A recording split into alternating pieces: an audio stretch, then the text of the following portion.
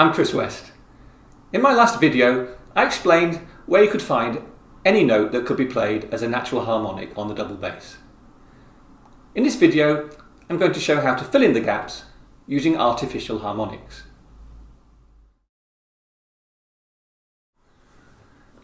Artificial harmonics are where you stop the string and then play a harmonic over the stopped note. Most of the time people use artificial harmonics by stopping a note that they can easily find, for example this D sharp, replacing it with the thumb and then touching a fourth higher. The note sounds 2 octaves above the stop note. So there's exactly that note appearing in one of Derek Bourgeois' fantasy pieces for solo double bass. And if you don't know those pieces, I would really recommend you have a look at them.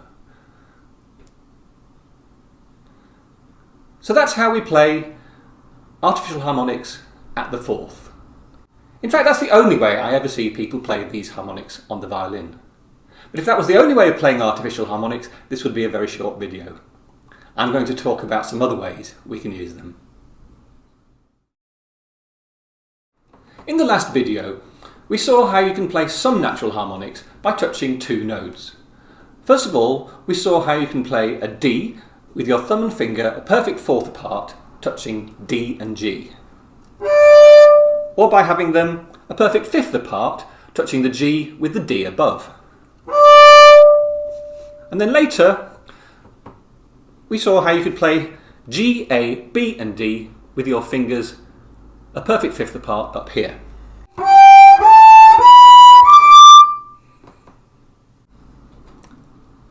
Now, whenever you can play a natural harmonic by touching the string at 2 points, you can always stop the lower one, usually with your thumb, to get an artificial harmonic. And if you do that, you can then fine-tune the intonation by adjusting the stop note.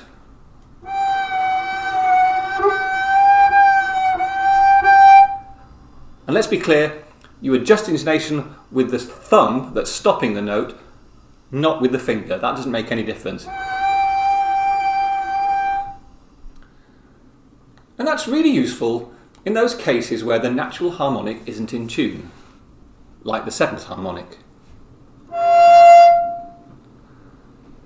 Instead of pulling the string to get it in tune, which is rather risky when you're touching 2 notes, I can stop the thumb and adjust the pitch that way.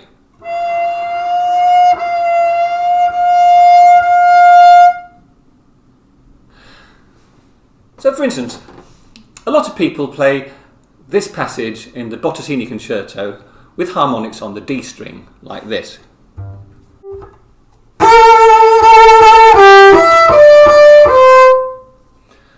And if you do that, it might be an improvement to stop the thumb on the last C to get it more in tune.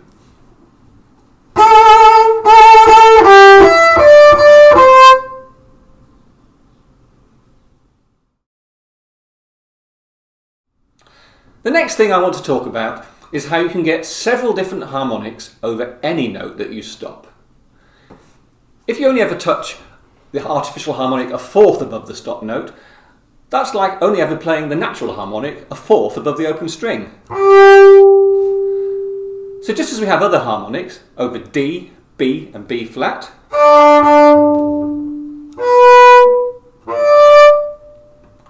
we can make an artificial harmonic by touching a fifth, a fourth, a major third or a minor third over the stopped note. And for the fourths and thirds, that's using standard thumb position hand shapes. So if you've got a good technique in thumb position, you should be able to find these quite securely. If you touch a fifth above the thumb, it sounds an octave above the touched note. If you touch a fourth above the thumb, as we know, it sounds 2 octaves above the stopped note. If you touch a major third above the thumb, it sounds 2 octaves above the touched note. And if you touch a minor third above the thumb, it sounds 2 octaves and a fifth above the stop note. so you can get 4 different harmonics without moving, as long as you can stretch the 5th.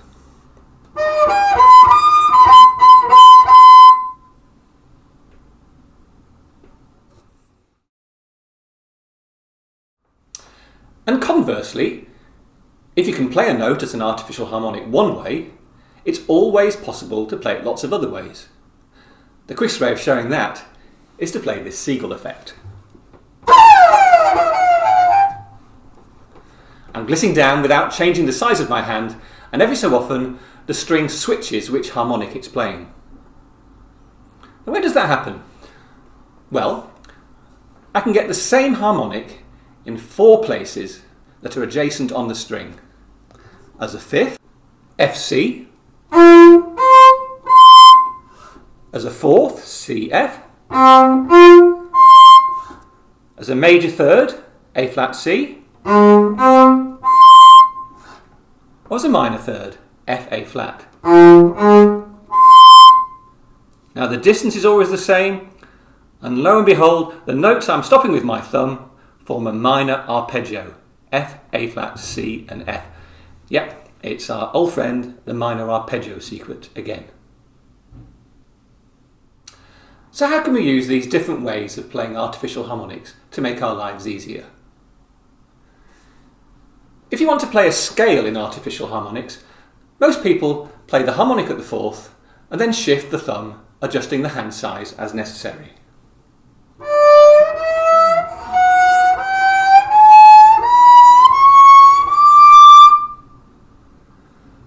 But you might prefer to switch harmonics at some point to keep the hand in the area of the bass you know best.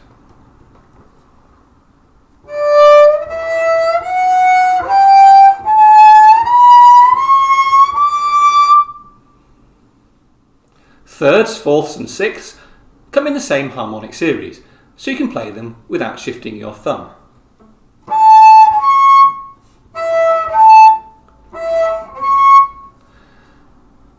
And 4ths, 5ths and octaves can be played without moving the top touch note.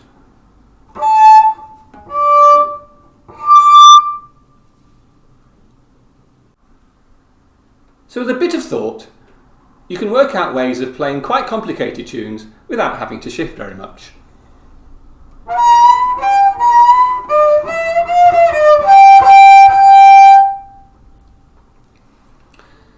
Here's a way of playing the end of the artificial harmonic section of Monti's Czardas.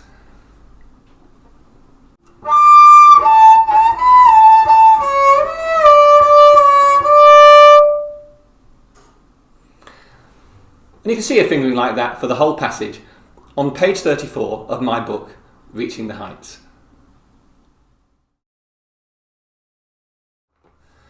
So that's how you play artificial harmonics if you're playing arco. If you're playing pizzicato, you have another option. You can stop the note with any finger, and now you can play the harmonic with the thumb of your plucking hand. And we're not limited by the stretch of the hand, so we can play any harmonic, including the half-string harmonics that really ring.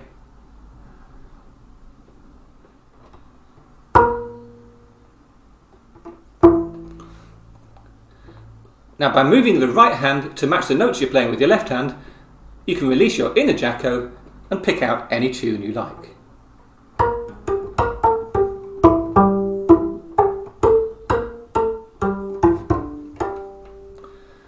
And if you're as good as Jaco Pastorius and have a setup like his, you can do the same thing with higher and higher harmonics.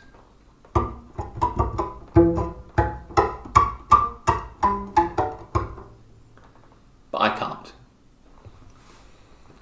So I hope I've shown you that there are many interesting things you can do with artificial harmonics. We don't have to limit ourselves to playing the ones at a 4th that everybody else plays. And if you want to push the boundaries of the bass, I think there's scope here for someone to really develop these ideas and do something amazing that's never been done before. And in the meantime, the rest of us can just enjoy being cowboys and making seagull noises. Bye for now.